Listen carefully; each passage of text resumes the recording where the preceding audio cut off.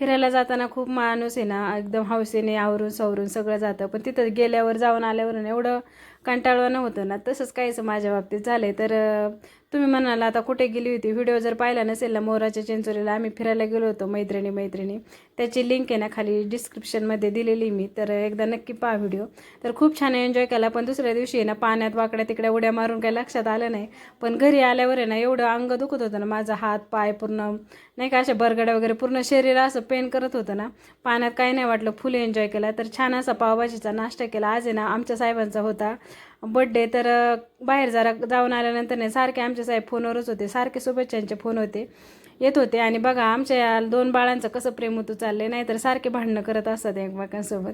त्याच्यानंतर संध्याकाळी मी ना ह्यांचं औक्षण केलं. आणि योगायोगाने एवढ्या वर्षात आहे ना आमच्या साहेबांचा बड्डे होता आणि नेमकी आई माझ्या बहिणीकडे गेली होती आणि माझ्याकडे पण आली.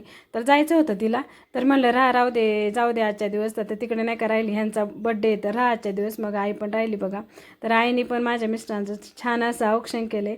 तसं तर आई आमची नाही का जावयासोबत बोलायला पण लाजते, पण आज जावयांचं औक्षण केले बघा तिने. त्याच्यानंतर आम्ही छान असे फोटो काढले. तर केक आणायचा होता, पण आमचे साहेबांना केक वगैरे कट करायला अजिबात आवडत नाही, त्यामुळे त्यांनी मला काही केक वगैरे काय आणूनच दिला नाही. त्याच्यानंतर औक्षण केल्यानंतर फोटो वगैरे काढले. नंतर आम्ही हॉटेलमध्ये जेवायला गेलो. तर ऑर्डर येईपर्यंत बघा आमच्या इकडं असं असतं, सगळे मोबाईलमध्ये डोकं घालून बसतात, गप्पा मारत नाही काय नाही. त्याच्यानंतर ऑर्डर आली आणि आम्ही मस्त जेवण एन्जॉय केलं. तर चला मग, कसा वाटला आजचा डेली व्लॉग कमेंट करून मला नक्की सांगा. चला मग व्हिडिओ इथेच एंड करते. Bye bye.